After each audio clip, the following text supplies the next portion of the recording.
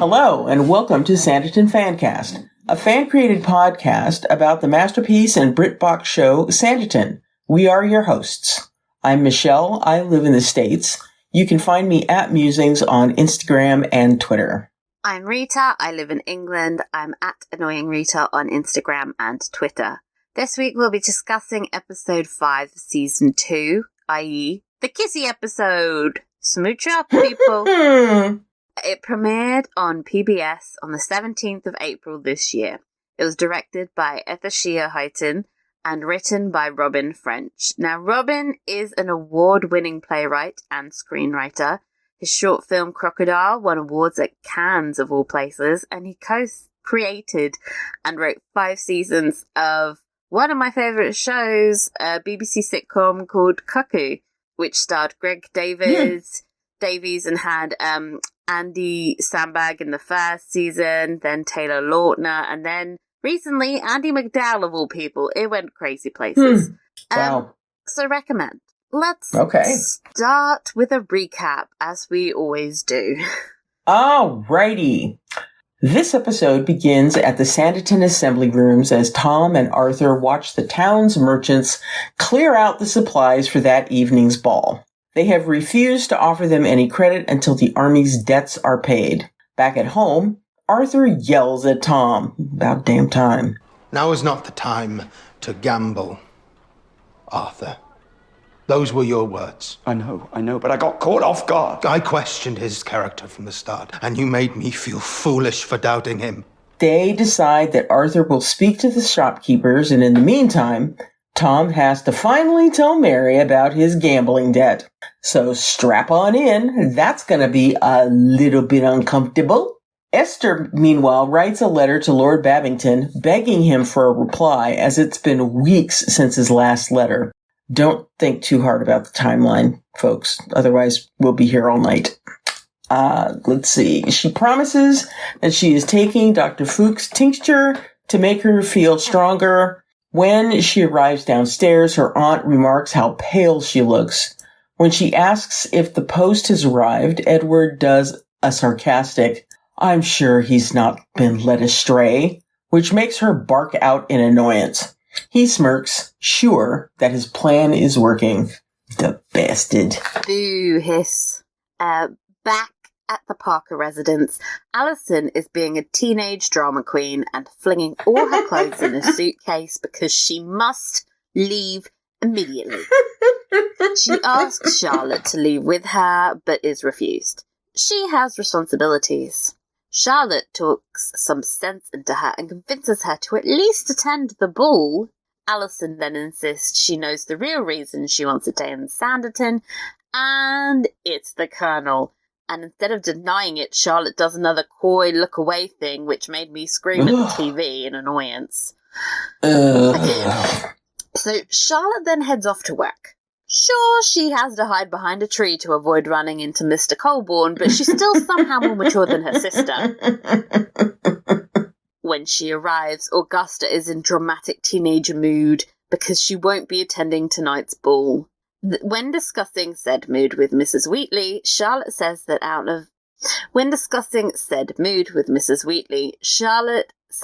that with happy company discussing lively conversation, that doesn't really seem to be Colborne's thing, which pisses off his housekeeper, who is like, "Bitch, you don't even know him like that."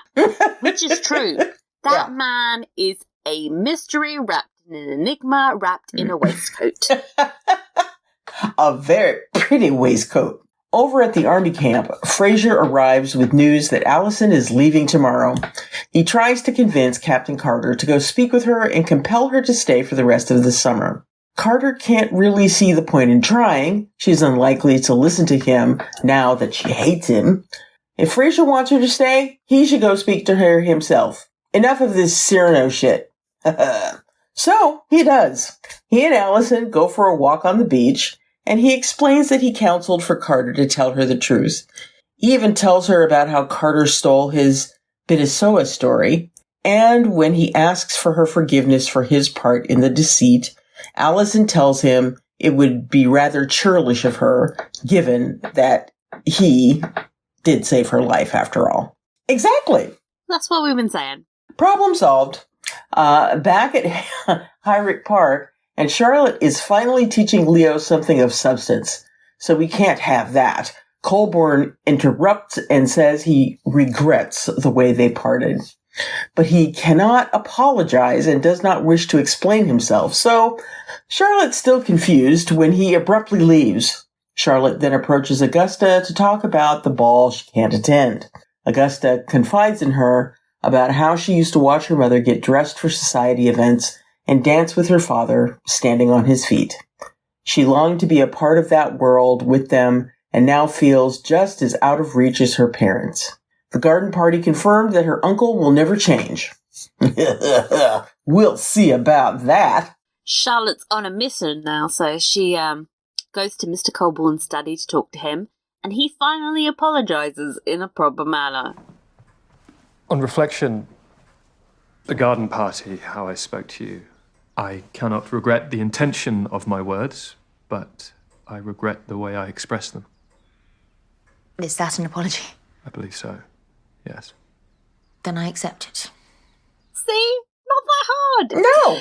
She then tries to advocate for Augusta by pointing out that readying her for society is completely pointless if Colborne plans on never letting her attend another event. It renders her position untenable. Hurt, Colborne tells her that she should think about her position and inform him when she's made a decision. Man. These two. Tom tries to approach Mary, but she blows him off to head to Lady Denham's to play whist. Whilst there, Lady D tells her that she heard from a friend in Ramsgate that whilst stationed there, Lennox's company drank the town dry, ran up debts with every tradesman, and then vanished overnight. Across the table, Esther is just totally out of it, scratching the shit out of her arm and slurring her words. Clara later confronts Edward about her suspicion that he has exchanged Esther's tincture for laudanum. She is horrified, but he has that really strong grip on her arm and he intimidates her, and it's pretty clear that Clara is now in way over her head with her future hubby. God, I had such hopes. That Clara would... No. That Clara would do the right thing. She just might. I'm still hoping, but we continue. Georgiana bumps into Arthur and begs for his assistance. She needs a chaperone for her portrait sitting, whilst Miss Hankins is busy.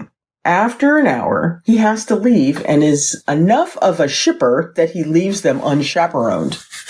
Georgiana and Charles continue the sitting, but this time, Georgiana takes down her hair and tells Charles that she would prefer to be seen with the hair her mother gave her.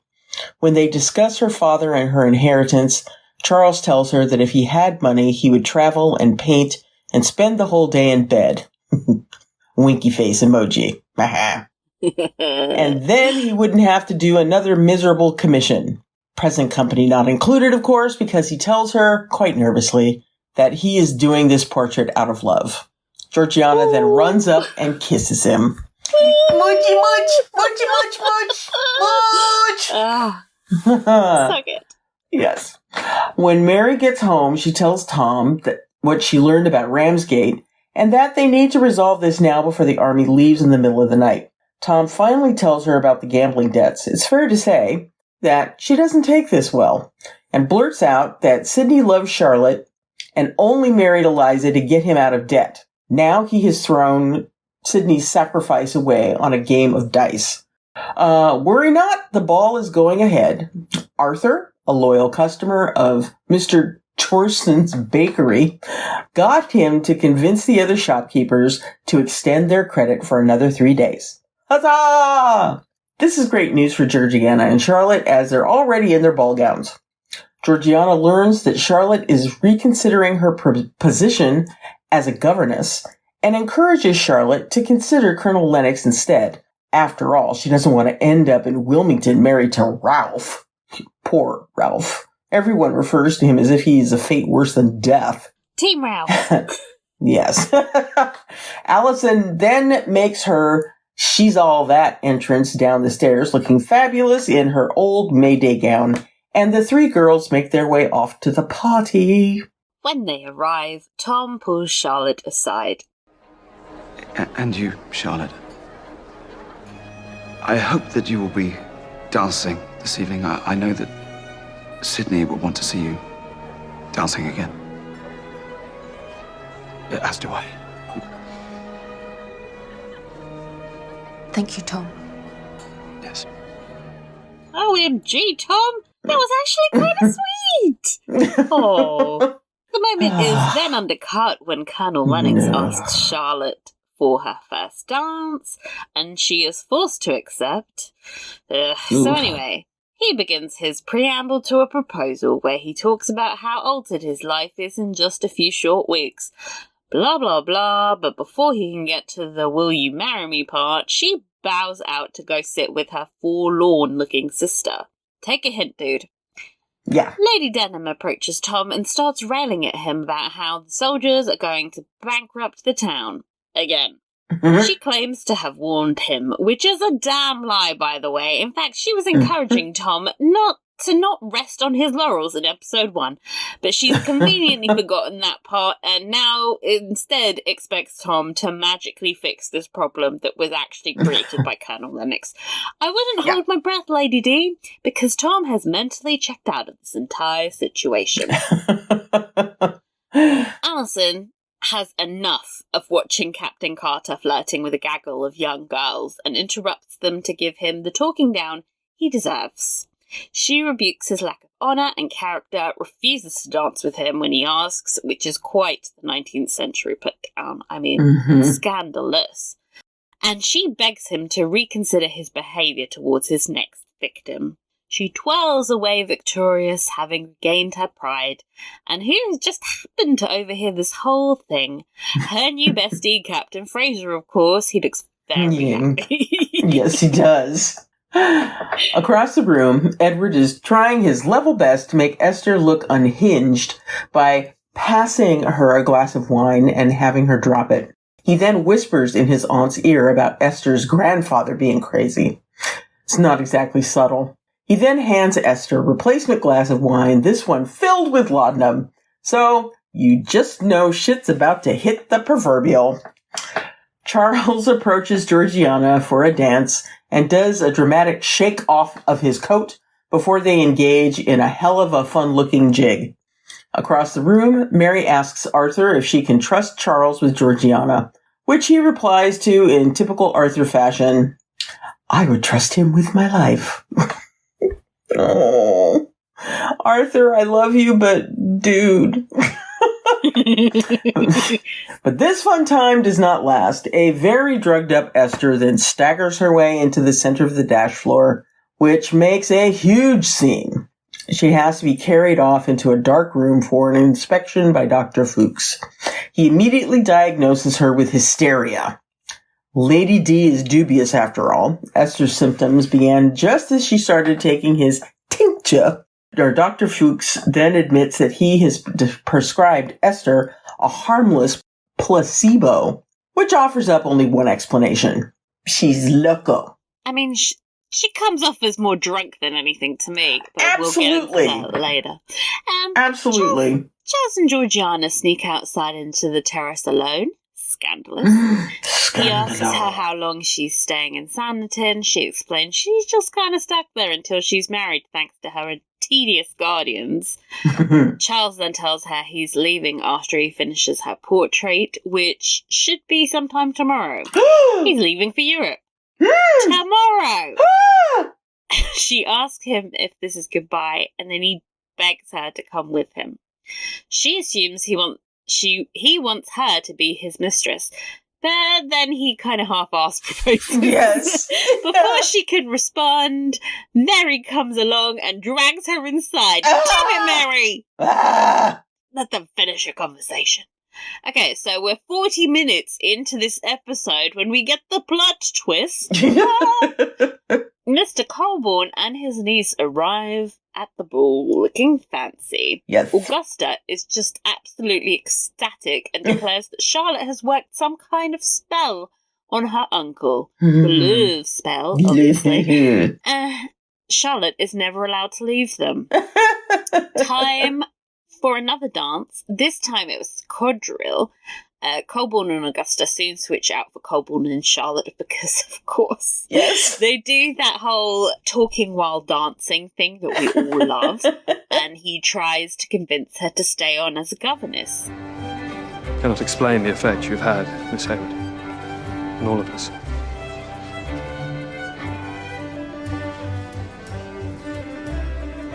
As if you've restored us back to life. We'd be bereft to lose you now. We? Are we using the royal we? I mean, at this point, he's just talking about himself. As the song ends, they do a very intense smoldering gaze hold thing, which is like, calm down, everyone. It's too horny. Yes. Tom, meanwhile, is off sulking in the terraces. When Arthur approaches, he admits that part of why he fixated on the Colonel was because he was looking for someone to endow with all the qualities he missed in Sidney. Arthur tells him that no one can replace Sidney. R.I.P. leather trousers. R.I.P. But that, with Tom's genius for conjuring up new ideas, they are bound to think of something. It's a great pep talk, and Tom thanks him and says that Arthur is the perfect person to fill the void left by Sidney, because he is always there for him and a brother. It's a legit heartwarming moment, and Arthur even tears up in pride. Oh, yes. So sweet. Alice approaches a very confused-looking Charlotte, who explains that dancing just now she felt alive in a way she hasn't since Sidney. Allison tells her she is allowed to have feelings again. It's not a betrayal. They are interrupted by Colonel Lennox, who, after seeing Charlotte and Mr. Colborne together, decides he needs to go in for the kill. So he starts rambling about how he's buying a large estate for them, which confuses Charlotte, so he decides to be more plain and asks for her to be his wife. She immediately rejects him, and then he grabs and kisses her. Asshole! Disgusted, she pushes him away. Be sensible of my rank. Know your own. I know who I am. I've never pretended to be anyone else. Running away from Lennox in distress, she bumps into Colborne, who tells her he tried to warn her. She's like, no you didn't. You didn't warn me of anything. She is correct. He only told her to avoid Lennox and gave absolutely no reason, and she tells him she's had enough of the riddles and evasions, and that she wants to know the damn truth already. You and me both, sister. Mm-hmm. He offers to explain, but not at the ball, so she leaves with him and Augusta in their carriage for Hayrick Park. Back on the dance floor, abrupt moods change because Fraser and Allison are bantering, only this time when Allison accuses him of mocking her for her plain dress. Fraser just assures her of his sincerity. Like, you could have done this like 5 weeks ago, man. True beauty needs no adornment, he says. Aww. She thanks him and says it's worth all the more coming from the rudest man she knows. God. So cute! It's adorable! They then dance together. It's all very cute, but it's ruined by Captain Carter watching on in jealousy. Boo! You had your chance. Yes, you did. You blew it. The Denhams all arrive back at Sanditon House, and Edward is already trying to convince his aunt to institutionalize Esther, which seems more than a little premature, given that they got the Hysteria diagnosis like 15 minutes ago. Chill out, man. Mid-conversation, Clara runs in looking for a missing baby George. Oh, God. They then find Esther holding him in a creepy, dark hallway, and Edward starts yelling at her not to hurt his son. I mean, I rolled so hard as if she oh, my never God. had that baby. She loves that baby. She loves that baby more than Edward. Yes. Anyway, the whole thing plays as if the crazy lady needs to be kept away from the baby now, leaving Esther more confused than ever. She's like, what the fuck's going on? Fuck Edward. Oh, God. Fuck Edward. I'm telling you, lightning strike now. That would be too kind. Yeah, exactly. Over at Hayrick Park, Leonora runs down the stairs in her nightgown to greet them all, hugs Augusta, and asks her if she danced. Honestly, this is the cutest thing in the world, and we totally love and stan her. Mrs. Wheatley senses the vibe and takes the girls up to bed, leaving Colborne with Charlotte. They move over to the parlor. Scandalous. Also, who lit that fire? Do they even have a housemaid? Or is Mrs. Wheatley, running around doing this stuff? Doing everything. She's just setting the mood. Exactly. Putting on some Luther Vandross in the background. trying to get this thing going. Let's see. Colborne explains that he and his dead wife Lucy married young, and that while his wife enjoyed London society, he did not. So he returned to his newly inherited home in Sanditon, and she stayed on for a final season, where she met Colonel Lennox. After months of not hearing anything from Lucy, Colborne arrived in London and realized she was pregnant with Lennox's baby. He did not take the news well and yelled horrible things at her, and now regrets his cruel words, blah, blah, blah. And after she gave birth, in a very dramatic Wuthering Heights situation, Lucy walked out into the rain at night, caught a cold, and died. Why does that make me laugh? It's like the most convenient way to get rid of a wife is she gave birth. It's always the same, isn't it? She walked off in the rain, caught a cold, and died. Oh my god! God, if I got a cold and died every time I was upset, seriously, I would be dead many times over by now. Oh my gosh! Well, plot twist, everyone.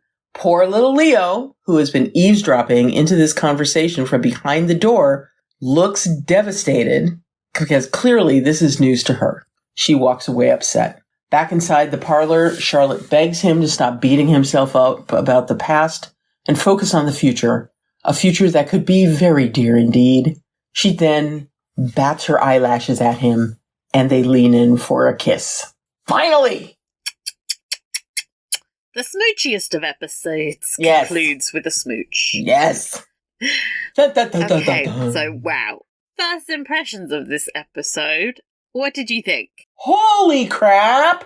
Oh my gosh. I told you I was going to watch it as soon as we finished recording, and I did.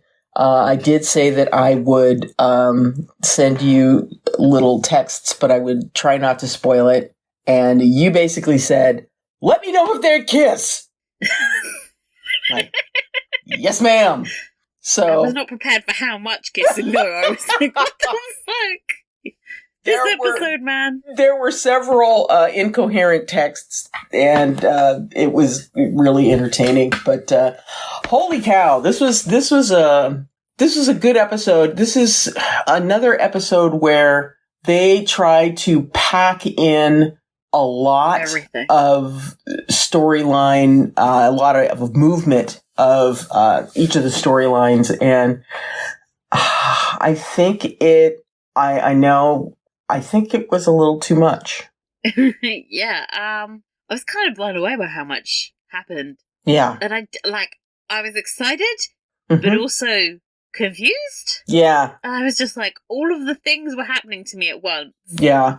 And everything was happening so fast. I mean, the storyline with, Esther and the whole descent into madness, it has been so incredibly rushed that, it all... Talk about that. Yeah. Yeah. I mean, it all feels like it happened in a single day. It did happen in a single day, by the way. This episode only took place in 24 hours. Yeah, she's rational, and then finally it's time to put her away because she's gonna kill the baby. So anyway, we will get to that, more of that when we get into storylines. But it was a good episode, but I really feel like they were trying to cram in far too much. And it makes me a little concerned about what's going to happen in episode 6. I do kind of wonder, if maybe they needed an extra episode or something. It's hard to say because we haven't seen the final. Yeah. Maybe this is the climax and they tidy some more stuff up in the next episode. It's hard to judge the pacing at the moment because you're not really sure how it ends. Yeah, exactly. It just as a singular episode, it was so overwhelming. Like, I was like, I felt like I was getting all of the reveals at once. And speaking of, what did you think of the big Colborne reveal we've been waiting for? Well, it was predictable. It was? I did not see that coming. Well, I mean, it was like, clearly there was, I didn't know it was going to wind up, being that Leo was, Lennox's child. But, I had a feeling that, it was going to... The main thrust of it. Thrust. I mean, you knew that something bad had happened between the two. May not have expected, what precisely that was, but, honestly, I think that, and now even as I'm thinking about it, I know why Colborne didn't, come out and do something faster. Because of Leo, because of his sweet little baby girl. It does sort of rationalize his behavior at that garden party, because it's like, he's not going to announce, hey, my child's illegitimate at a garden party. Like, it's just inappropriate. He's not going to blurt that out. And he wouldn't even do it at the ball. Like, he knows it's like private. He's got to protect her. Because irregardless he needs to start checking behind doors. Can I just say? Yes. Oh but God. Poor little Leo. It was a lot. The thing is, like, while I think emotionally this makes a lot of sense, the timeline doesn't, because if Augusta's mother and Lucy were twins and they were both married young, as he says, wouldn't Augusta and Leo be closer in age? There's a 9-year age difference between the cousins. Like, that doesn't make any sense. I was also like... That's true. Oh my God, I hadn't thought about that. This hit me while he was giving his little speech, which is why I was like, I'm so confused. I also was like, Leo's 9. So this whole love affair with Lucy... It would have taken place 10 years ago during the summer of 1810, which is like the height of the Peninsular War. Lennox would be a little busy. Lennox would have been in fucking Portugal, not sorting about London. Yup. Oh. The whole thing just really, I was just like, plot holes you could drive a carriage through. But yeah, it's like, simultaneously, I was like, this makes no sense. And also, it makes a lot of sense. So I was like, emotionally, this, from his behaviour, makes so much more sense to me now. Yes. But also, the plot is crazy. Yeah. Come on. When you're setting out to write this, do you not think, oh, maybe the two cousins should be of a similar age? No? Oh God! It's like, the more I think about it, the more upset I get. It doesn't make any sense. Yeah, they should have not had. Why were they twins? Why did they make them twins? If they were just sisters, it would make so much more sense. Exactly. I have a headache. But what do you think this means for poor little Leo? Because I mean, her only remaining parental figure has now been snatched away from her. Yes. I felt bereft. I was like, no, Leo. Poor little Leo. I love you. Oh, I hope Leo's she gonna shouldn't have be had okay. to find out the way that she did. No. I was like, for God's sake, why didn't you sit her down and tell her? Why is she finding out from... Why is Charlotte being told before Leo? Yeah. Does that make any sense? Well, we know why she's being told. Dude has to stake his claim. I know, but it's just pissing me off. I'm like, that's not good parenting. I know he's not a good parent, and that's not his strength. But I was just like, on little Leo's behalf, I was like, this is not okay. This is not acceptable. Yeah. Also, why did they hire someone that looks so much like the actor?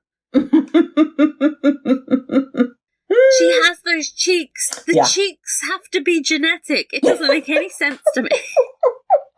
Oh, she's got those great big crystal blue eyes, you know? Yeah, it's a mess. Sake. It's a mess. You know, earlier in the season, I was like, I really like second episodes because before we get the disappointment of the conclusion, and that's kind of how I felt when this reveal happened. I was really disappointed because I was like, this doesn't make any actual sense. Yeah, it was a bit of a mess, especially when you are taking the storylines and the timelines that would need to have been in place in order for this to make sense. You know, clearly, there may have been folks not really thinking about that when they were putting this story together. Put it out there. I'm available to go through people's scripts and find these plot holes. Yes. I'll do it for free. I don't care. For the love of just not giving myself a headache. Do it. Okay. Amen. So, sizzling hot take. Mm-hmm. Do you think Charlotte's not a very good governess? Because this week I was like, this is the fifth episode of her teaching the girls something they already knew. Yeah. Yeah. It's like, you know, Charlotte, nice try. You know, it's a nice try to, you know, want to be independent and, you know, that kind of thing. But it's like, dude. You're not good at it. You're not there. She's very good at forming friendships with these children, but she's not teaching them anything that they don't know. So, I mean, she's going to make a better stepmother than she is a governess. Absolutely. Yes. Hire someone else. Hire someone that can actually teach them French. Like, I love you, Charlotte, but this is not your forte. Maybe she needs to governess, like, younger children. Then Leo's 9. It's not... Yeah, it's a nice try, you know, and it was good for you to kind of step out and try to do this in order to help you get through the grieving process for Sydney. But yeah, you should hang up the governess hat because you're not that. And it makes Colborne being like, oh, you're such. You've become so important to us. Like, I'm like, yeah, but not for her actual governessing skills. Like, you're not keeping her around because she's so invaluable as a governess, are you? Like, no. You know, you're keeping her around because you've fallen in love with her, you twit. And, just be honest. Yeah. Just say it and let's move on. Also, like, why was everyone cool with her going off in a carriage in the middle of the night? Seriously. Hanging out at his house. That's just, like, and then he kissed her? Like, if he's not proposing marriage, I'm going to be very, like, scandalized. He better be. He's compromised the shit out of her. I get that she's the governess and there's, like, lower expectations but on still, how they should be treated, but that's just ridiculous. Absolutely crazy. And the fact that Augusta was like, yep, this is normal. She's just coming home with us. Yeah, if I mean, she, it really lived there, it would have made more sense. Yeah, I mean, it really shows the kind of the difference between, you know, how omnipresent the chaperones are with Georgiana. In comparison to, you know, Charlotte. They're just letting her run wild. She's just running wild. She just walks herself to work every morning. She talks to Colonel Lennox every day because he's always stalking her. Yeah. Ugh. Well, she is the grand old age of 23, so... Yeah, you know, so, you know, she's old news. You know, as far as a bit long in the teeth. Emphasis on the old, yeah. That old hag. Yes. 23. Almost just crying. Completely thrown away. Mm-hmm. The things that annoyed you about Esther's unraveling. Well, the whole fact that, you know, it all happened in a day. Yeah. And, you know, the amount of laudanum that she seemed to be taking probably should have killed her. Yeah, she'd be dead. Early on into that day. But yeah, it's it is, it's very difficult, and especially the fact that, it wasn't that long ago when, Esther and Lady Denham were both, Edward, get the hell out of here, go away, we don't want anything to do with you, we don't acknowledge you, all this stuff, and now, even though, he has, agreed to propose to Clara, it seems like everybody has forgotten the reason why they punted Edward out of their lives and are allowing this whole thing to manifest in a day. In a day. In a day. I did appreciate that Lady Denham was a bit cynical about the whole thing and was like, hey, this only started happening with the tincture, is that how you say it, that you concocted. So she did give a little pushback and was saying, like, no, Edward, like, calm the fuck down. Yeah. But it still felt so heavy-handed. And I was like, I think the problem with this is the timeline. If it had happened over the course of several days or a week or something, it would have felt like a progression and it was getting more and more severe. But because it was in the course of a day, it was like, maybe she was just drunk that day. You guys don't know. Like, why are you overreacting? Maybe she's turned to booze to cope with her sadness. Yeah. As we all did over lockdown. Yes. Like, calm down. Exactly. I just found that whole storyline was a bit weird. Yeah. It is a bit, it's too rushed to feel like it is a natural flow into the storyline. If they'd wanted to perhaps begin the slide down into madness and then pick it up again in season 3, that would have made much more sense. The actress isn't back for season 3, spoiler. What? What? We're not getting her back for season 3. No! And I wish I didn't know that, but I saw someone tweet it, and I was like, okay, well, that means the whole madness thing has to be concluded next week, which is what was in the back of my head annoying me. I was like, this got so serious so quickly, and it's going to be resolved very quickly.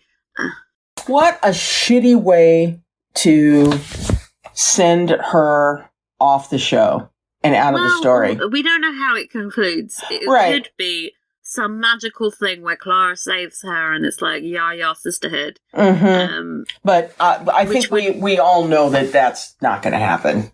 If it does, I think I might just throw something at the television. Not out of... It depends how they do it for me. But not out of madness, but just in a, oh God, you guys really just threw this craziness in here and... So, the history of Hysteria. Seeing as it's kind of become my brand, I thought I should give you guys a brief history of Hysteria. I got most of my information from an article called Women and Hysteria in the History of Mental Health from the National Centre of Biotechnology Information, and I will link it in the show notes if you want to have a read. I found it pretty interesting and depressing at the same time. Yeah. Okay, so hysteria was a mental disorder. It was attributed to women, mostly, and it first appeared in medical literature in around 1900 BC. Oh my God. Ancient Egypt, people. Yes, BC. The symptoms were wide-ranging and included anything from seizures to the sense of suffocation and imminent death. They described it. I think that would today be described as a panic attack, but ancient Egypt. The cause, according to ancient Egyptians, was a spontaneous uterus movement within the female body. Uterus would just be moving all up around there. And the treatments to try and return the uterus back to its natural position were placing malodorous substances near a woman's mouth and nostrils, And then, like, if they wanted to move it in a different direction, they would sometimes stick the weird-smelling thing near her vagina. Very scientific. Oh. And if this sounds bad to you, then just you wait. Oh, God. By the time we get to ancient Greeks, Plato was arguing that the uterus was sad and unfortunate when it did not join with a male, and it did not give rise to new birth. And that was the cause of all these abnormal uterus movements. So, virgins, widows, single women, sterile women were particularly vulnerable to catching hysteria. Damn it. It gets worse. So, the Greek-Roman medical culture persisted throughout Europe in the Middle Ages. But into this framework, we then get to add the fun bonus of the Catholic Church and their religious ideology. I was wondering when they were going to step into the play. So, at the time, they saw women as physically and theologically inferior. Of course. And they were still suffering from the consequences of original sin, because girls, you can't be out there eating apples. No. None of this seems to have anything to do with any real medical practice, but it's important for us to understand that if a physician could not identify the cause of a disease on your body, to them it meant it was caused by the devil. I know. Of course. So mentally unstable women, who were often, from the most vulnerable segments of society, would then be accused of being possessed by the devil. And of course, this led to accusations of witchcraft. Yes, we're bringing in witchcraft. You're because why deal with your mental health crisis when you can just set some women on fire? Exactly. Throw them in the water, and if they drowned, they weren't a witch. Then you've got rid of the mentally ill person. Yeah. Nice, neat, tidy. We then get to the Renaissance. And this was the birth of a humanistic movement, which included a fresh point of view about nature and man. There was a Dutch physician, Johann Weyer, who tried to prove that witches were mentally ill and had to be treated by physicians rather than interrogated by ecclesiastics. But, he was called an idiot. Of course. And a heretic. These were direct quotes. They actually called him stupid. His contemporaries hated him. They really should have listened to him, though, because an outbreak of hysteria famously hit Salem, Massachusetts in 1692. God. Now, the first recorded symptoms of hysteria were described as staring, barred eyes, raucous noises, and uncontrolled jumps and sudden movements. So, they're moving. How dare they? Wait a second. So, read that again. So, staring? Staring. Okay. Barred eyes. Glazed. Oh my God. Raucous noises and uncontrolled jumps. Oh my God. This is what happens in a puritanical society. Any kind of deviations were seen as a sign of the devil. So the local doctor who was referred for, the hysteria problem was like, whoop, can't see any physical ailments. Let's refer this to the local priest. Gradually, these girls started to accuse each other of witchcraft and pacts of the devil. Eventually, 19 were hanged as witches, and over 100 were kept in detention. So, yay! In the 1700s, we then get hit by a period known as the Enlightenment movement. Yes. Finally hit Europe, thank God. And subsequently, the separation between church and science finally gained some traction. Mental illness starts to be framed within a more scientific view, and hysteria starts being gradually associated with the brain rather than the uterus. I know this sounds like minimal movement in the field of but no, small masses here. This is a good thing at last. Jean-Martin Charroux, who started practicing in the mid-1800s, pushed for a systematic study of mental illness. In particular, he studied the effectiveness of hypnosis in hysteria. I don't believe in hypnosis, but at least he's trying something. Yeah. Other than, burning them as witches and things like that. So he argued that hysteria derived from a hereditary degeneration of the nervous system, which is not true, but at least he's focusing on it was a disease. Yeah, I mean, he's focusing on the nervous system, which, brain. So we're getting there. It's in the right field. Yeah. And he actually argued that it was far more common in men than women. So again, small little pushes towards correct thinking. Despite these innovations, though, you might remember that during the Victorian age, most women carried a bottle of smelling salts in their handbags. Yes. They were inclined to swoon when their emotions were aroused, apparently.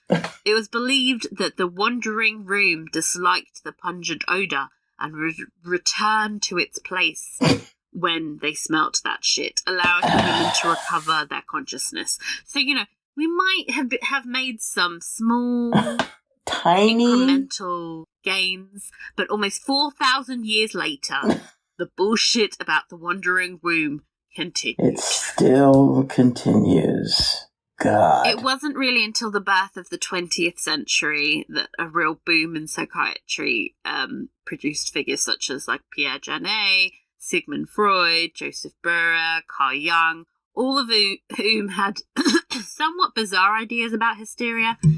I'm just not going to get into them because they were all wrong. The turning point, actually, wasn't until World War One. You might be like, why? Well, there was a vast number of traumatized young men suddenly started displaying symptoms of hysteria. Amazing! And finally, the link between the illness and women was broken. And of course, when mental illness is framed as something that could affect men, it suddenly became a medical imperative to do more research. Game on. Let's move. If it's going to affect us manly men, we must do something. So, by the 1970s, the term hysteria had been replaced by dozens of other known disorders, and research into pharmaceuticals and medical practices were in place. So, that is the depressing journey of hysteria. As you can see, it was largely undefined and seemed to encompass any symptom you could think of that related to mental illness or not. It could just be not looking at someone directly in the eye, whatever. There was never really any definitive consensus on what it was, how to treat it. I mean, sometimes rest was prescribed, but how that rest was administered was largely down to the discretion of a woman's guardian or husband. So if they locked you up in a room for months at a time, a la the yellow wallpaper, that was just fine. That's fine. FYI, if you haven't read The Yellow Wallpaper, highly recommend it. Very, very good. It's by Charlotte Perkins Gilman.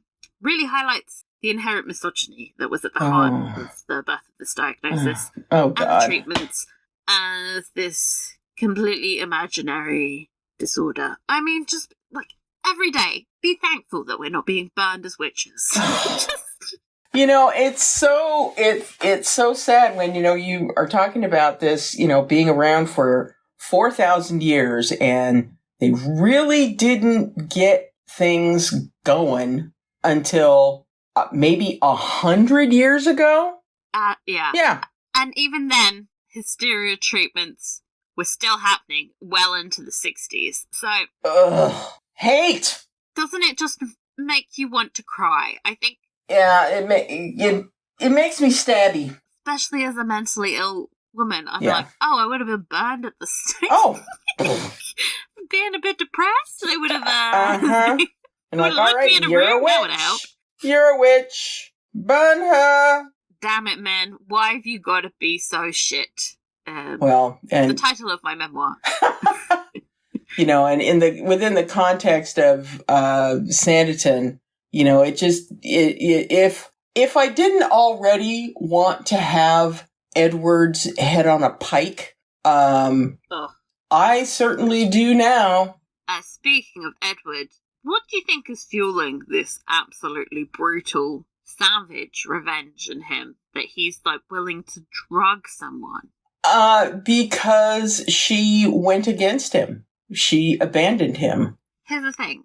I ask this because the level of hate he has to her is so much stronger than anything he had against Clara, and I feel like Clara similarly betrayed him. Yeah. And it's like not been but Clara adequately explained. Yeah, Clara did the same, but Esther has been the one to remain in her aunt's good graces. He cannot abide that. There's like a level of obsession he has with Esther. Mm-hmm.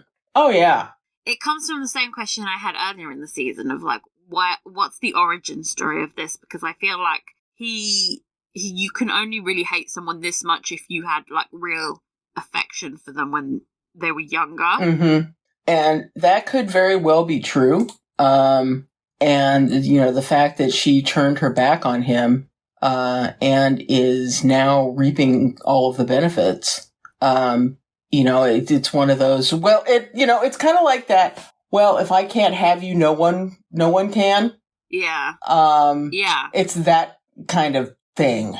But he was so dismissive of her in season 1. Mm-hmm. And like she was always the one pursuing him, and he was like, he could take or leave her, basically. Mm-hmm. And then as soon as she rejected him, he just turned on her viciously. It's Which is actually, now that I think about it, as I'm saying it out loud, that's exactly what happens when you reject a man on Tinder. He's not that interested.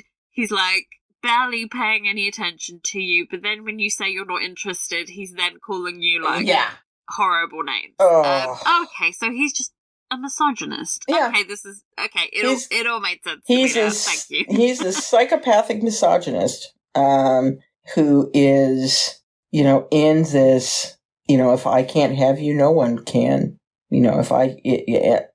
He's literally making her unlovable to everyone around her. Yeah. It's like the deepest, most cruel possible behaviour I think I've ever seen anyone. Yeah. Like, drugging someone is just... And then when he went into her room and kissed her on the forehead, I was like, I feel unclean. Yeah. For a storyline that essentially makes no sense, I think it's very emotionally evocative because I'm watching it like enthralled. And then like if I engage my brain, it makes no sense because it's been 24 hours. But like emotionally, I'm like in there. Yeah. Hating his guts. Oh, yeah. Like I said, lightning strike. Piece of shit. Asshole. Speaking of assholes, let's talk about storylines. Alrighty. Biggest asshole of the week. Just, I don't know. Lennox versus Edward. Who's the bigger prick? Oh, God. One's drugging someone and the other one assaulted someone. So it's like, which misogynist wins? That is a toss-up. I am hoping that there will be some just desserts that wind up coming for Lennox, because he's repulsive. A piece of shit. And and I have to give credit to the actor who is playing him.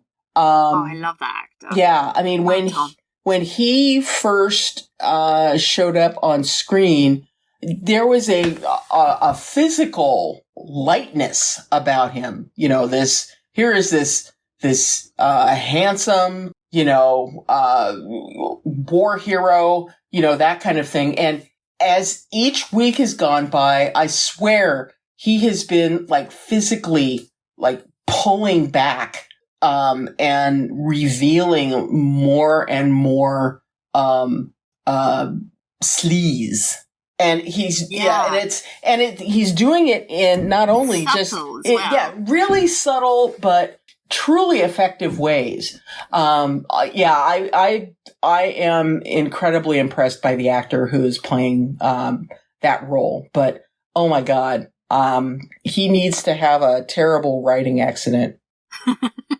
And the thing is, like, now even the fact that he was a war hero now creeps me out. 'Cause I'm like, what terrible atrocities did he commit at Waterloo? Because that place, Waterloo, was like a slaughtering. It was. Like, the fact that he's a hero there, like, yeah, and he committed some war crimes. Oh, certainly. And, when I think about that, and, I think about the Poldark books, and I don't want to give any spoilers away, but we do have involvement in the Battle of Waterloo that comes up in one of the later Poldark books. I couldn't help but continue to kind of flash back to that time that I was reading that book as I've been watching this series, and knowing just how much of, and aside from the book, I have studied history. I do know a little bit about history. And so I have studied the Battle of Waterloo, and know just how horrible it was. It wasn't as fun as ABBA made it sound. No. I don't understand. Why such a jolly pop song. Waterloo. Yeah, no, it was not good. It just, what a character. And that he's having a ball playing that character. Oh, yeah. Oh my God. Oh. But yeah, he is repugnant. Still sort of like, there is still sort of this veneer of charm about him even now. Yeah. Even though I'm completely disgusted by him, I'm sort of like, oh, but he's gonna survive. Mm-hmm. He'll move on somewhere else and marry some other woman and never face any consequences, because men like him never do. Nope. Nope. Colborne, though, the other part of this triangle, I was pleasantly surprised we got a kiss this episode, given the glacial pace that this relationship started out. Like, in episode 3, we were complaining we wanted more. And then all of a sudden it's like, geez, now? It's happening. It's happening. Cue the meme. It was a really beautifully shot scene. Yes. But I can, again, because I'm still processing all of that stuff that had happened with his ex-wife, and internally, in my mind, I was going, wait, the timeline doesn't make sense. I was, in my head too much to really appreciate it the first time. Oh. So did you watch it the second time? Yeah, look, I watched it 6 more times. Don't worry. But, the fact that those two scenes are, it's one scene. The fact that it's one scene. Yeah. Is a bit icky. I wish that they had cut away and then come back to the kiss, because I think, emotionally, I want to separate the ex-wife from this kiss. Yeah. Because I feel like they are a bit melded together. Yeah. And, he's still not really over that trauma, and he's using Charlotte as sort of a bandage to heal that rather than... Yeah. And that makes me feel a bit sad. Yeah. I don't want to be feeling sad right now. I want to just be like, oh, the romance. And the way he grabbed her neck was really hot. I was like, yes. Yeah. That was lovely. I was like, oh, damn, that. we going here.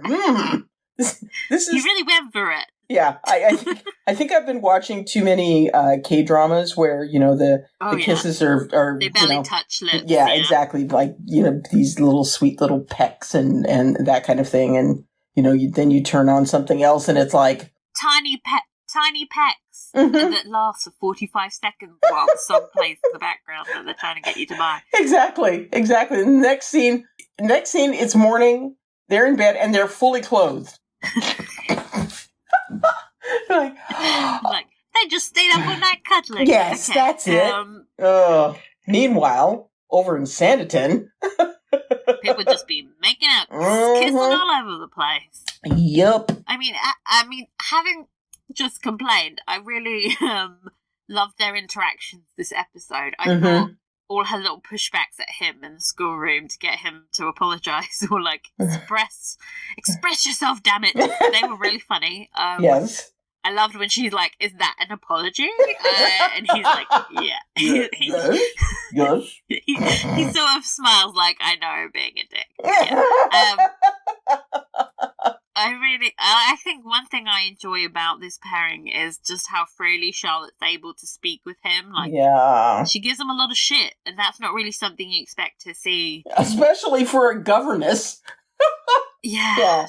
Yeah. literally employed by him. Mm-hmm. And she is being sassy. Yeah, and I feel like she is treated like his equal, Mm-hmm. and honestly sometimes is better because she's able to coax out his apology and stuff. Yeah. He's very taciturn, and I love that about him. Yes. She just like is constantly like poking at him, like, no, you can do better, you can be better. And I think that's really good for him. Yeah. I love these two. They're so cute, aren't they? They're just sweet, but I have some lingering doubts about how it's gonna play out. Yeah, I think I would have been happier if the kiss had waited until the last episode. But well, they've only got 6 episodes, Michelle. I know, I know, but I think that now obviously there's going to be something awful that happens in the last episode that is going to be our cliffhanger until season 3, and it's gonna piss me off. I just know it. I know it. But as much as I think Charlotte wants to be happy, I think even the slightest little sign of trouble is gonna just spook her and make her like run back to Willington because she has all this history with Sydney, and then Colborne has all of his shit. I just see it like this is gonna be a complete mess next week. I'm like, oh, I don't know. Like there's this, I have this like pit of dread, like something bad is gonna happen. No, like, he's gonna marry an heiress. Oh no, they can't do that. No, you did that. You no. You do that again, and there's gonna be blood. By me pounding my fists against the television. Allison Moving on. And her boys. Allison and her soldiers. She's got like half the regiment. She annoyed me so much less this week. I was like, oh finally. Yeah, it's because she's gotten her head out of the damn clouds. And thank God. Yeah, and is being rational. And I loved the dressing down that she gave him. Yeah, that was just like she told him exactly what he needed to hear, but like with dignity, and it wasn't like a scene. Yeah, it was just like, here's the reasons why you suck. Have fun. Bye. Bye. No, I was really glad that she had the opportunity to do that because that was something that she needed to do. I love how Captain Fraser. I love how the relationship between the two of them is moving. They're like besties now. Yeah, they're besties. Yeah, and I love that because she is going to discover as this relationship goes on just how incredibly special he is. So yeah, I'm looking forward to this one. Yeah, Alison grew, but I thought Captain Fraser also did so much better this episode. Yeah. When he started the episode going to Carter to talk to Alison, I was like, not this shit again, Captain Fraser. Just talk to her yourself. Yes, and it's time. And you learned to talk to her, and just see how well that went. See, so yeah, keep going. You're on a roll. It's like honestly, Carter did him a favor, and despite the fact that he was like forced into it, he did a really good job. Like he managed to explain to her why he didn't say anything, and acknowledge, hey, I saved your life, by the way. And I think he, like, by the end of the conversation, he like cheered her up considerably, like when she was being kind of a mopey mess at the beginning. Yeah, and he's like, you two, you've got your friends at the end of the day. And what is it that Violet said in Bridgerton about marrying your best friend? And I think like watching them banter together, I do feel like they're gonna have a good relationship whenever they decide to be married. They're gonna get married. Okay, we write it. Damn it, better happen. I kind of feel like if he just like part of this is. If he'd just been like this from the beginning, none of this mess would have happened. Exactly. But Exactly. Things got to be messy. Yeah. But I'm looking forward to seeing how this unfolds. And Carter, you just need to go away. Don't try to salvage anything out of this, because really, I did respect that he was like, you know what? She's not going to listen to me. I'm not going to bother trying getting her back. I was like, yes. Yeah. I wish more men would. Mm-hmm. Because I really expected him to be desperate, but he was just like, I really liked her, but oh well. Man, I screwed that one up. Yeah. Mm-hmm. Way to own it. I like that for him. It's literally the bare minimum, but, respect it. Yeah. Speaking of bare minimum, Tom and Arthur. So, Tom had a bit of a redemption for me this week. Don't get too excited, Tom fans. Still worst. Yeah, I honestly was, when Arthur was it Arthur that told him about Sydney, or no, it was Mary. No, it was Mary. Yeah. And I have opinions about that, by the way. Yeah. I was just like, Tom, how could you not know this? Kind of where my brain was at. Mary, shout out to Mary, who last season was like, Tom, you can't keep things from me. Mm-hmm. And then kept this from Tom. Yeah.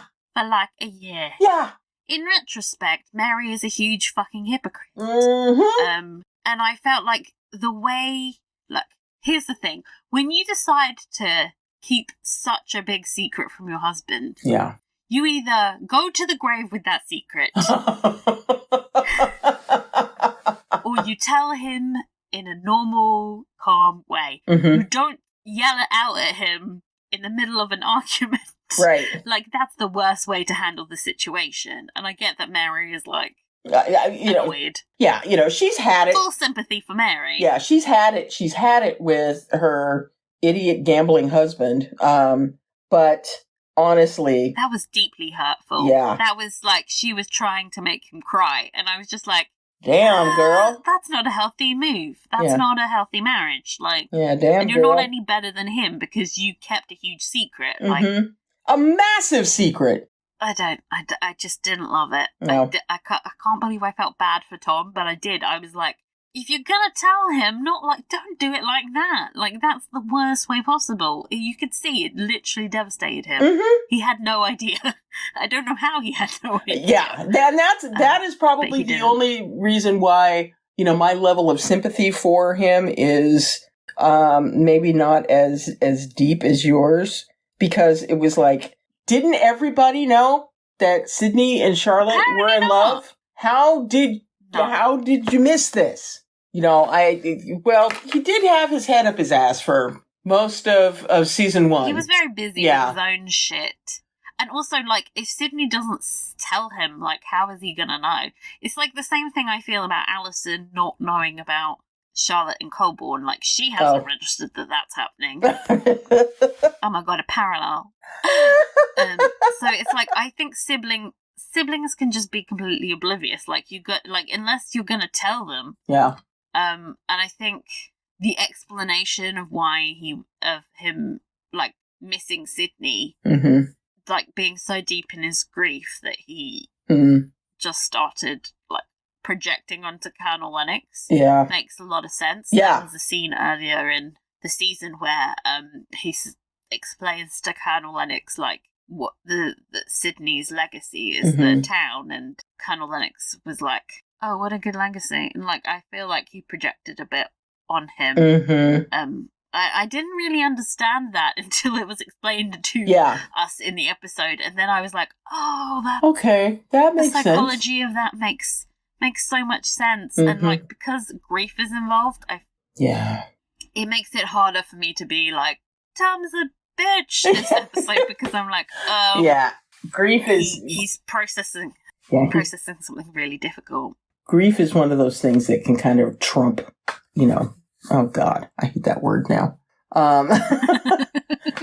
That can basically go up against everything and wind up being giving you that moment. And fair enough, he actually realized what he was doing and then apologized to Arthur and was like, yeah, very good about being like, Arthur, you have helped me through this. You're a really great brother.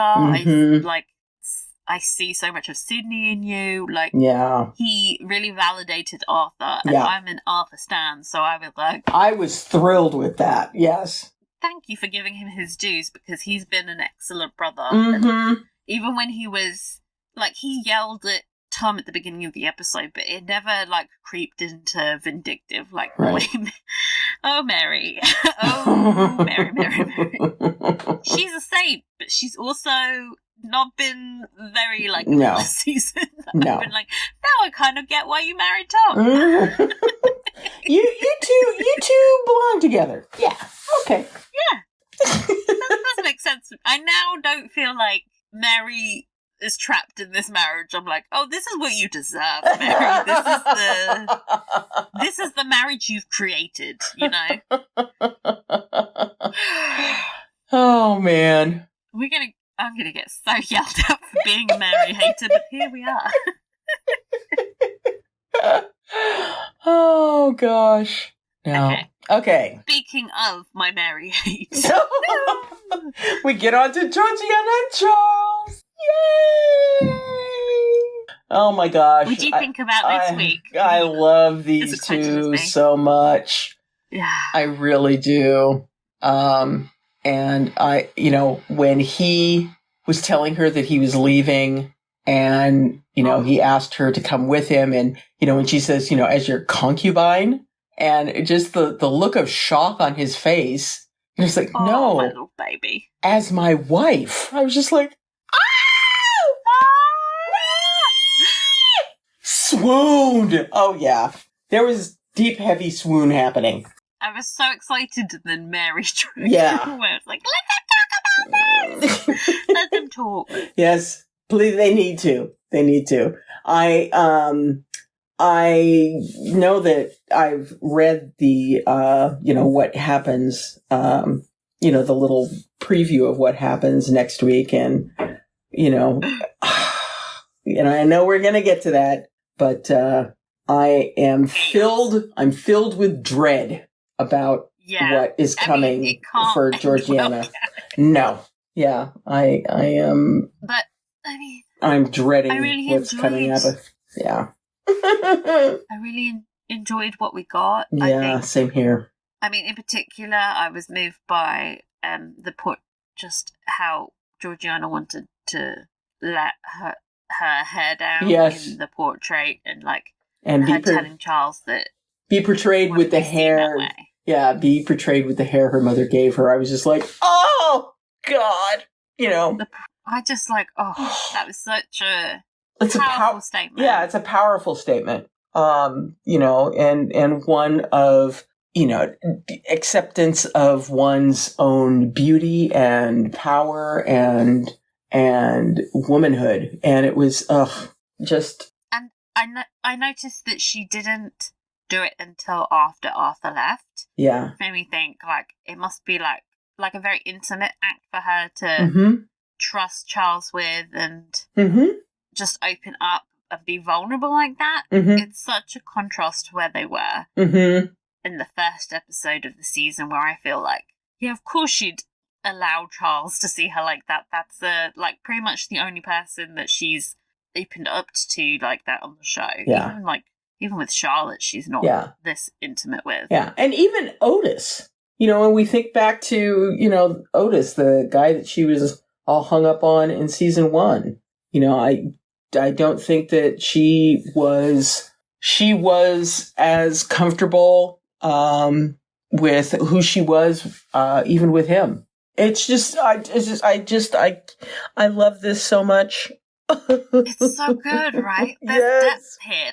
They get 3 scenes, but it's just that all of them are really powerful and moving. And I love how joyful they were when they were dancing together. I was like, that's something Georgiana deserves in her life. She's so often having to put on such a act when she's in public and be very stoic, and then she was grinning her head off while she was dancing with Charles, and I was like, she deserves to just be she able deserves to be her joy. authentic self. Yeah, it's like she deserves joy, and it was. She was so mopey in season 1 as well, so it's like but let her find her happiness. Yeah, let her be who she is meant to be, and to be loved and appreciated for who she is, not what she has. Exactly. Yeah. Though I was like, as happy as I was that he proposed, because that's the serious. When he said he loved her, I screamed. Yes. I did think that the proposal was really half-assed. You're leaving in like 6 hours. Yeah, you really got to work on that. Come with me. Yeah, you got to work on that a little bit, dude. But it's like perfect for him because he's so flighty and devil may care, and I am. He wasn't gonna like sit down and like write down a plan of how he was gonna propose. No, he was just gonna go, "Hey, finish this picture. Isn't it great? I love you. Let's get married and leave now." The thing is, he's like so nomadic, and she's definitely stuck on this show. So, oh God, I hope that she doesn't wind up getting her heart broken. No. What if it's a situation where they both get their hearts broken? It's like, okay, you've got to stay, and I've got to leave. Okay, bye. Oh my God. I don't even know if he's back for season 3, but that was it. Even if it does end in tragedy, I think what Charles has brought for the character of Georgiana has been so worth it, and like she's really grown by knowing him. Oh, so absolutely. But I would prefer them to have a happy ending. Yes. Yes. Yes, I need a happy ending because we haven't had one on this show yet. Thank you. Esther and Babington got married. Well, yeah, okay, yeah. It's been slightly tainted since then. Yeah. But not through their fault. No. They still love each other, okay? Yeah, it's all Edward's fault, the dickhead. Ugh. Speaking of. I hate him so much. I really do. What I hate more than Edward is how badly this plan actually holds together. Because it seems to be something that, is being, that he basically pulled out of the air, and, all because he's been able to bribe, one of Lady Denham's footmen. He's been able to weaponize this whole thing. And it wouldn't have happened if Clara hadn't mentioned that she was taking that tincture. Yeah. It's like, it definitely feels half-assed as well. I can't believe that it's working. Yeah. Or that Dr. Folks, who probably prescribes laudanum to his patients, doesn't recognise the signs of an addiction. Seriously. I mean, Clara recognized. Clara does? Yeah. Like, for God's sake. It's like the girl looks like a junkie. In, by the way. Yeah, seriously. Clara, step it up. So many opportunities for Clara to be like, you know what, she's been scratching a lot. It's like you don't look maybe we should isolate her away from the tincture. Also, now that they know that the tincture is placebo, won't she just stop taking it? Exactly. So this can't be sustained. Also, how can they institutionalize Esther without contacting her husband? Seriously, are they just going to say, well, he hasn't written to her, so we don't have to bother informing him that we're going to put her in Bedlam and be done with her. They always say, like, once you marry, you become a man's property, like legally speaking. Can they just institutionalize his property without telling him? ? And also, he's going to find out eventually, come riding down to see what the fuck happened, and scream at Lady Denham. Seriously. He's not going to be down for this. Seriously. So why is she making decisions? Oh, God. Can we hope that Babington is going to show up and go, I've been sending her letters. What the fuck's going on? And the only thing is, like, the actor is absolutely not coming back. Oh, crap. He's been making movies. He's been making moves. He's not coming back. Crap. Like Henry VIII. Oh my God, we need to do that show. Good show. Oh, we There was it's like a mini series. I think it was like a 3-part mini series about Anne Boleyn. Oh, They had Jodie Turner-Smith playing Anne. It's just called Anne Boleyn. oh, cool. There was controversy because how can you have a black woman playing Anne Boleyn? You know what? You can make it happen. Because we can. Mm-hmm. If we can have Natalie Portman playing Anne Boleyn, we can certainly have a dark-skinned woman doing it. Natalie fucking Portman with her terrible English accent. Anyway, we should watch that show. I agree. I'm just looking it up, and it looks awesome. It's only 3 episodes. You can't go wrong, can you? It just occurred to me that we could do this off the top of my head. Yes, we must. Also, Jodie Turner-Smith's one of my favourite human beings, and her obsession with the fact that she's married Pacey has been my greatest Instagram joy. She's married who? Pacey. Pacey? Who's Pacey? Of Dawson's Creek fame. I didn't watch... Joshua Jackson. I didn't watch Dawson's Creek, I'm sorry. Oh my god. Well, you need to Google Jodie Turner-Smith and Joshua Jackson, because they together are like the most perfect interracial dream. Like, he's obsessed with her. Looking up pictures now. Oh, wow. God. They're beautiful. They're a stunning couple. Holy crap. I think this is a picture of them from the Met Gala, and he's got this, like, pinky ring on that is just amazeballs. Oh, yeah. He looks like he's a full-on baron, doesn't he? Yes. Okay, we've got really off track, but this is amazing. Yeah. Oh, wow. They're lovely. She's beautiful, actually. Like, every time I look at her, I'm like, how is she real? Oh, they're lovely. Oh, and they had a baby. They had a baby. Oh! And one of the things is, like, she used to watch Dawson's Creek when she was a kid, and he was her first crush. Oh. She's like, I married my first crush. Oh, my God. Every fangirl's dream. Yeah, she's living the dream. Yeah, but oh god, these pictures are just beautiful. You know when a guy radiates, I'm obsessed with her? Yeah. Like, that's his energy, and I love that for them. Oh god. That's how kind of I see Esther and Babington, by the way. That's like, Babington would, like, crawl over glass for her. Yeah. Wow. Okay, man, we did kind of go off on a major tangent now, didn't we? Back down to earth. What were some of your favourite scenes? Oh my god. I have to go back and find the document. Like so deep in tabs. I love that you're now obsessed with this relationship oh that my you gosh. didn't know about like 30 seconds ago. Oh my gosh. None of them on Instagram. Yes. All right. Favorite scenes for this week. I thought the scene where obviously Georgiana and Colburn are dancing. I love that.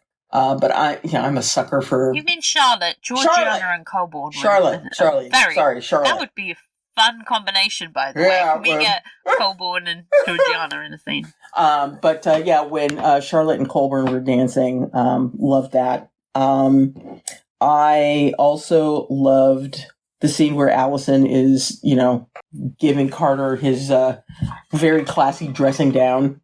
The scenes with Charles and Georgiana, loved. God, how about you? I loved the jig, obviously. Yes. I loved all the dancing. I thought all the dancing was like really well done, and yeah, it was fun. All very different dances. I loved the contrast. Sometimes period dramas get a bit samey. And everyone always looked kind of terrified that they were trying to remember their steps in Bridgerton, so this is much better. A little more chill. The jig especially looked like everyone was actually having fun. They were just like, bounce. Who cares about the steps exactly? Like, we're just having fun. Oh, God. I really loved the scene where Arthur was getting talked into leaving them unchaperoned. And Georgiana and Charles are sort of looking at each other intensely, like trying to communicate without saying anything. And I was like, oh my God, they're like already #married. Yeah. Just really funny. And like Charles is like biting at his nails, being like, come on, so man. Anxious, like so obviously like desperate. It's so cute. Oh God, they're adorable. How about least favorites? I mean, anytime Esther was drugged was distressing. Yeah. Agree. Yeah. I think the whole downward spiral of that storyline was really painful to watch. I hated seeing Lennox with his hands on Charlotte. I wanted to reach through the TV and throttle him. That was like a really well acted scene, though. Yeah, it was. In the drama. Yeah. And I felt disgusted. Yeah. Yeah. This episode is wild because you flew from like complete joy to just absolute disgust, just back and forth. Oh, it was a lot. It was a lot. It was a lot. Mm-hmm. Favorite costumes? I thought Colburn was delicious. Oh, his waistcoats. It's a wonderful waistcoat wonderland. Yes, it is. Oh, when he's on screen. Yeah. Oh, and I just want to go back and eat all of the words that I said about him early on. I was a fool. Charles's gold waistcoat. Mm-hmm. The coat he took off didn't look like it fit at all. But then when it was off, I was like, oh, that waistcoat is perfect. Yeah. It's so shiny. Well, it's like Charles is always kind of looking a little bit thrown together, because bohemian artist dude. But boy, when he chooses a piece to fit, he chooses it well. I actually even really like Tom's waistcoat. Mm-hmm. I don't like. Usually Tom's outfits are pretty blah, but his waistcoat at the ball was exceptional. Yes. And we need to talk about Arthur's outfit. Yes. Oh my God. I saw that earlier this evening, and I was just like, "What?" I think that's exactly what I commented in response was, "What?" See, I noticed this straight away because this is such a distinct change from Arthur's usual look. Yeah. That I was like, where have I seen this before? So then I did a quick Google of Sydney's portrait, and then I was like, there it is. I'm a genius. It's such a good idea to have that visual during a scene where Tom's telling him he sees echoes of Sydney in him, and I was like, oh my God, layers upon layers upon layers. The show. It can't get its timeline right, but the costuming is 10 out of 10. They're doing it. They're doing it awesome. Oh, man. That's awesome. That was probably my favorite, little Easter egg. If you haven't seen it, listeners, go on over to the Instagram where I posted pictures of those two side by side. It's going to freak you the fuck out because I don't know how many people have noticed. But I'm glad I did. Performer of the episode. Oh, gosh. Well, I thought Esther did a great job. It was really hard to watch. Lennox, I think, is doing fantastic. Tom Weston Jones. Yeah. Yeah. Dude is on fire. I now really want to watch some of the stuff. I've seen him in other roles where he's the good guy. Mm-hmm. Yeah. Please, we need let him be nice again. Exactly. I need to see him doing something. Something where he's not being the scary dude. Yeah. Okay. I think I'm gonna pick Esther because playing a laudanum drugged up person, being perceived as hysterical. It's a really fine line. She managed to make it quite believable, even though it's not really, if you think about it too long. And I was genuinely quite moved in some of those scenes where she kept asking what's wrong with her. Oh, yeah, it's oh honey, poor dear heart. No. As much as we might not be enjoying the storyline, I bet you the actress is loving. Oh yeah, she's oh yeah. Finally, my time to play laudanum. Yeah, it's time for me to have some crazy Lady Macbeth moments. It's yes. Bring it on. Where's my BAFTA? Hand it to me now. Yes. Exactly. Oh, gosh. So, how many Antigua Black pineapples are you giving this one out of 5? Okay. I'm making you go first this time, so. This is complicated because logically there were so many problems with this episode, but I'm giving it a 5. Oh my god. Does that make sense? Oh my god. No. It doesn't make any sense. No. But when I enjoyed it, Yeah. it was crazy. I was on a wild ride. I was glued to the screen, and when it finished, I was like, I need to watch the next episode. Yes. Obviously, there are many things wrong with this episode, but I had fun. So, like, at the end of the day, who's to say how many pineapples it deserves except you, apparently. You go. Me? Okay. I am gonna go with 4.5. And See, you still enjoyed it. I did. I absolutely, and without question, enjoyed the episode. I am kind of in dread of what is going to come, and I can't wait to see it. But I think that when we think about shows like this, if even when there is an episode that is, as nuts as, what we saw in, the penultimate, episode for this season, and it has us biting at the bit, chomping at the bit to watch the next one, that is deserving of some serious pineapple action. Exactly. Mm-hmm.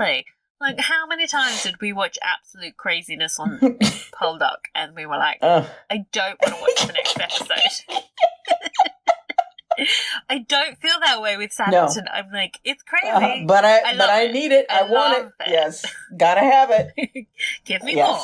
Oh my God. And I know that, when we finish with next week's episode, we're going to be in the, oh my God, when is season 3 going to get here? Need it now mode. Oh God. So don't know if I'm looking forward to that experience, but it'll be great to be able to put this one to bed and say, now that was a season.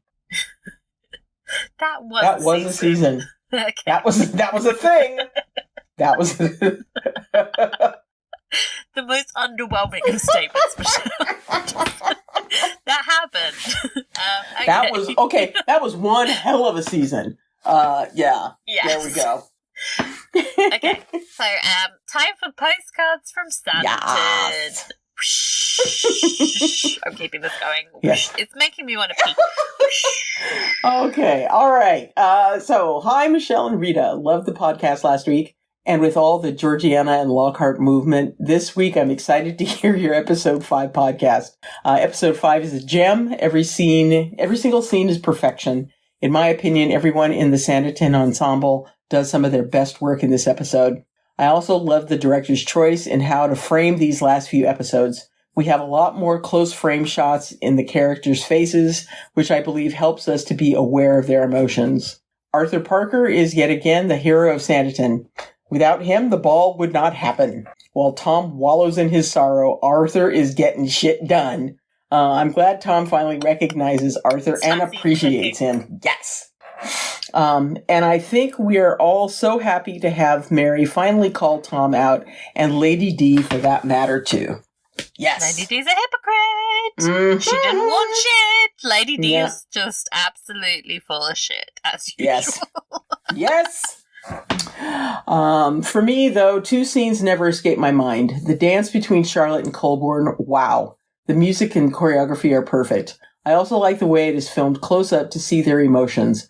I think the only question is, where the heck is Allison when Charlotte and Colborne were dancing? Yeah, because, Allison needs to see that shit.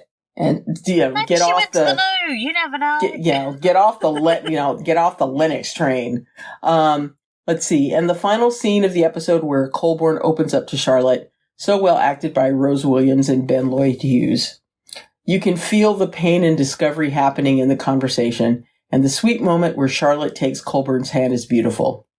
Finally, that kiss is one for the ages. You can tell it's clear that Rose and Ben took their time blocking what the kiss should look like to make sure it was the best it could be for the story. In my opinion, it is the best TV kiss in history. Wow! I'm laughing because that's such an audacious thing to say. All of TV of all time. TV. I haven't watched all of TV. Oh, let's see. It is hard to know how the Sanditon team could top episode 5, but I do believe episode 6 does. Can't wait for your review next week. Best, Eve. Thanks, Eve. Thanks, Eve. I'm now less scared. Yes. So, our next postcard said, "Hi, Rita and Michelle. I'm Morgana." Hi. I then had to cut like a very large chunk out of this email because she then goes into her experience watching Poldark, because apparently we kind of accidentally influenced a Poldark viewer. She did not have a fun time, Michelle. She did not have a fun time. No, I'm sorry. We don't say we didn't warn you, but yeah. Spoilers. Sorry. Poldark is traumatic. Sorry about it. Okay. They continued, "As you guys finally started Sanditon, I decided to watch the series just because of your podcast. After all, since Bridgerton has kind of ended, and season 1 was hard and heavy and nothing like Austen in my opinion, but still good. The second one is awesome." Okay, so on to my comments. "From the series, I binged in a week just so I can hear new content from you." Oh, wow, thank you. Pressure. "I just listened to your 4th episode and I have some notes. First, I have to say that I'm disappointed in you! ! What? I disagree with a lot of things about Sanditon that hasn't happened in the other 2 series. So maybe Rita will start screaming that I'm wrong. But it's okay, because that's what I've been screaming into my phone for 6 episodes. Me? Scream? No. Anyway. Oh, I don't recognise that person. Anyway, Georgiana. "I swear I don't understand why you guys like Charles, and I think the series is setting this up for us, because his first scene with Georgiana is when he enters the cafe, sees her, and makes a point of ignoring her. And I thought at the time, he's a smart talent hunter. It makes her come after him. And I think I only stood that they were supposed to be a couple when I heard you saying he was sexy smoking on the balcony, ? I don't know why, but I found all of his scenes so far always trying to get her attention kind of forced, and since last season I fell for Otis, and in the end he just wanted her money." Oh. But I could be wrong, because 1, I don't like him, and 2, I want her to be with Arthur. I know he says he won't marry her, but why does he keep repeating that? I think the series knows it's giving off the biggest friends to lovers vibes, and I think it just won't happen because he's fat, which makes me angry. Or could he be gay too? But if he is, can you make it clear so I can stop getting my hopes up? 3, I could be wrong because I only understood that Sydney was the main love interest of season 1 when he kissed Charlotte in episode 7. Oh my gosh. Okay. Yes, I know. Even though he's the most handsome guy on the show, I looked at him and saw a 40-year-old guy, and looked at Charlotte and saw a 16-year-old girl, because at no point in season 1 did they say her age, and then 3 exclamation points, and that drove me crazy. I researched, the actress is my age, 27, and in the first episode of the 2nd season, she says she's 23 years old, so in the first season she was 21 or 22 years old. But not her face, and face is exclamation, just face. It didn't help that the first episode ended with him scolding her to the point where she was mute and crying. I was waiting until the last scene for Charlotte to be with the architect. Yeah. So, yes, I could be wrong about Charles, but I don't think I am. First, can I please address this whole Arthur thing? Because for the longest time he's given me asexual vibes. He's just not interested in romance at all. Like, just Yeah. And he said it so many times that I'm just like, yo, I believe you. I don't think he's interested in Georgiana at all. So that's why. In that way. He was. Oh God, are you kidding me?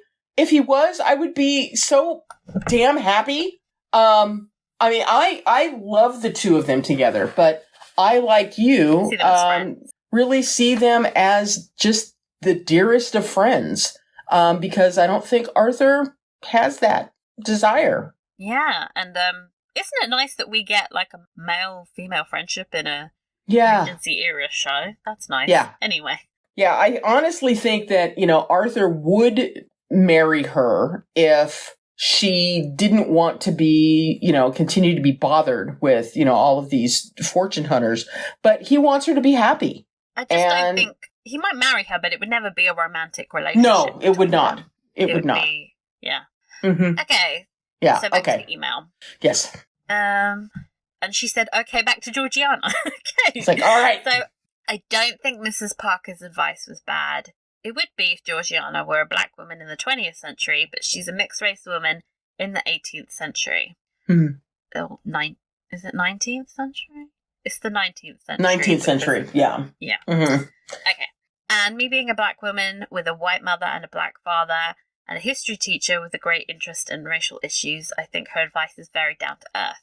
As a rich woman, she has privileges and a certain protection against direct racism, but that doesn't protect her from structural racism.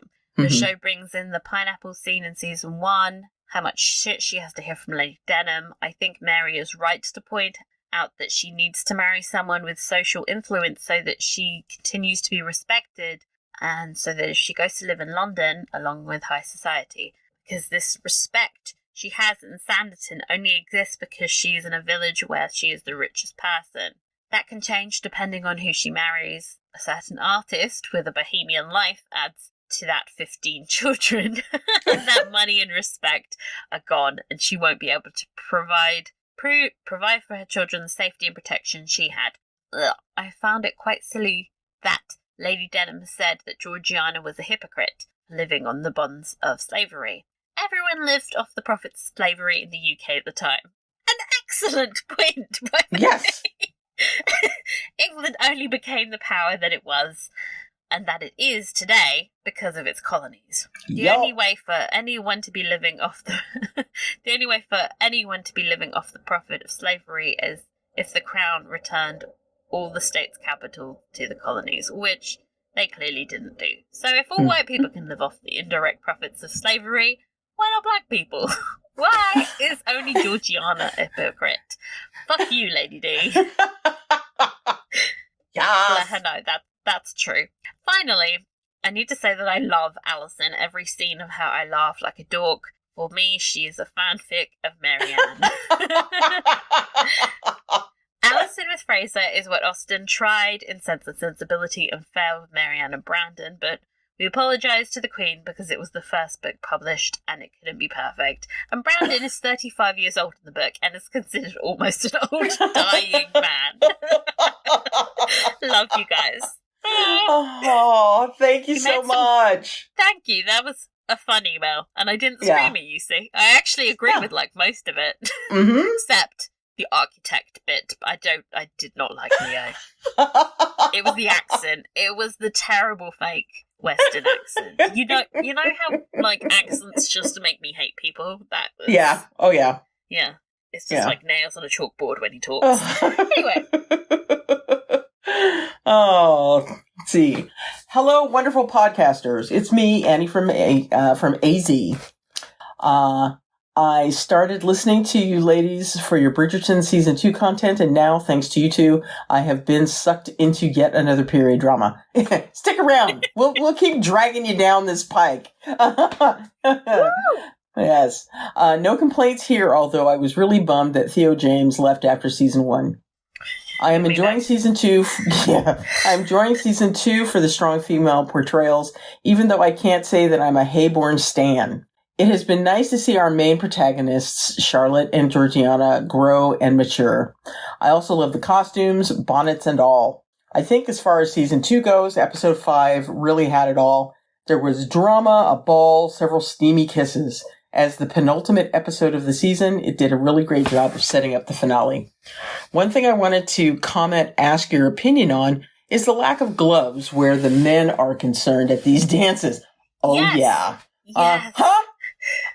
You ladies made a point of pointing out that Anthony never seemed to be wearing gloves with Kate in Bridgerton, but it seems this show too has the same issue, but I don't recall it being mentioned. Yeah, you're absolutely right. This annoyed the shit out of me.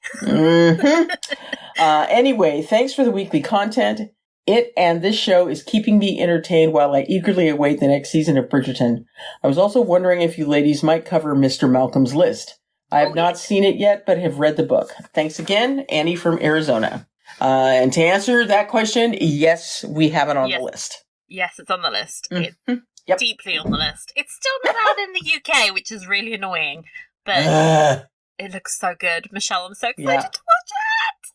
I have not watched it. I've not watched it. I've been waiting so that we could watch it together. I'm so annoyed that they just... If they're going to release it digitally, why don't they release it digitally everywhere? Like, seriously. That's absurd. But if I can see it, I don't know. I was like, if I can see it in cinemas, I should. But then, like, I can't take notes in the cinema. Can you imagine me, like, turning my phone on to write my little notes? Like, I like this Oh, scene, my gosh. but I'll get killed. Okay, so Oh, have God. to wait for the digital release. Yeah. But yeah. So it's coming. Let's talk about the final then. I know you've read this description. Yeah. So, Alison prepares to leave Sanditon with her dreams of romance fading. Charlotte ponders her future. Georgiana learns shocking truths about Sydney's belongings when Sydney's belongings are returned. Esther faces a bleak future as Edward's schemes come to fruition. God. Can we stop learning stuff about Sydney's trip to Antigua? Because I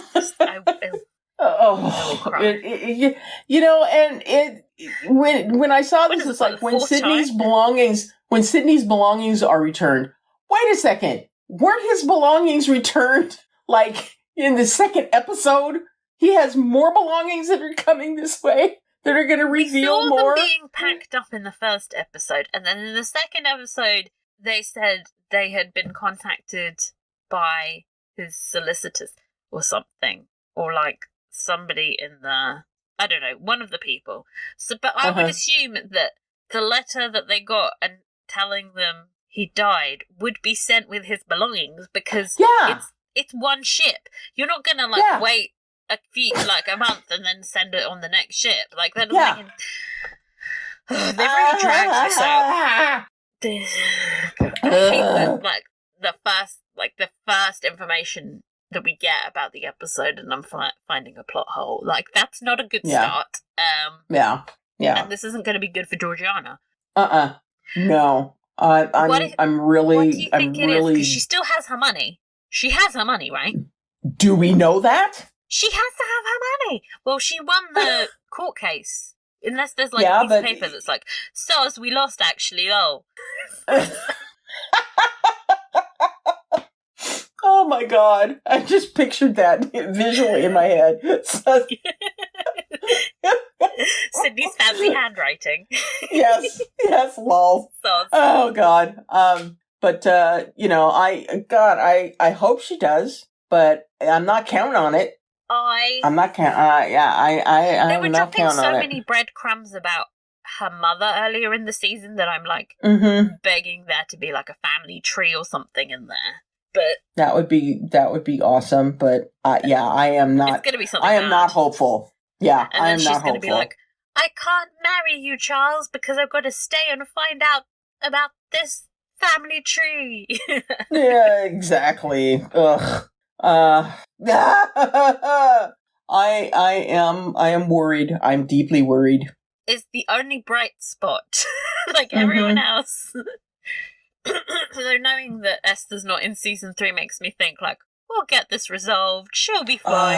They're not gonna let her like overdose. It's like, no, they're gonna cart her off. They're gonna cart her off to Bedlam, and we're never gonna see her again. And Edward is going to sit there with a grin on his face, while That's not gonna Lady happen. Lady Denham and Clara are standing in front of him, and he's just going to be sitting there going. That's not gonna happen, Michelle, because then they'd have to resolve it in season 3, which they cannot do.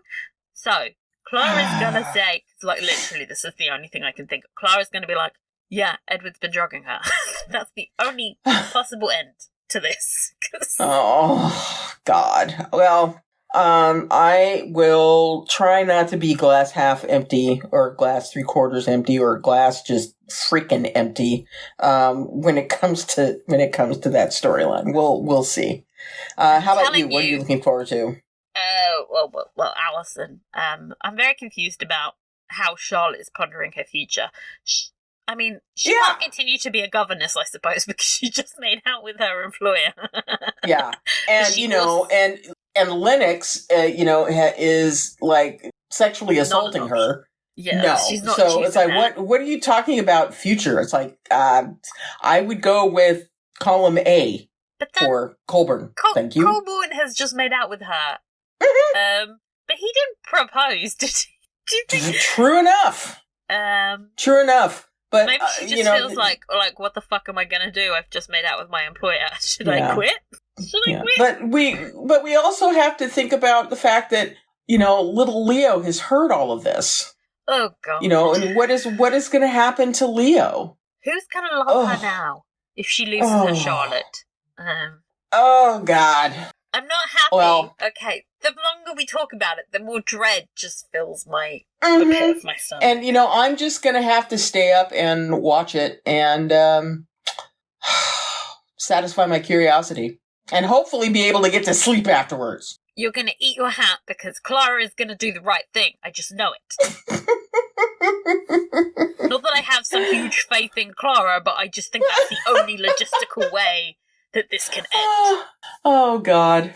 Well, hopefully it won't be too dreadful because I think screaming at my television at midnight is probably not going to be appreciated by my neighbors. But, they're just going to have to suck it up because that's how I roll. Just be like, sorry, bro. Sanditon. It's their fault. Yeah. Okay.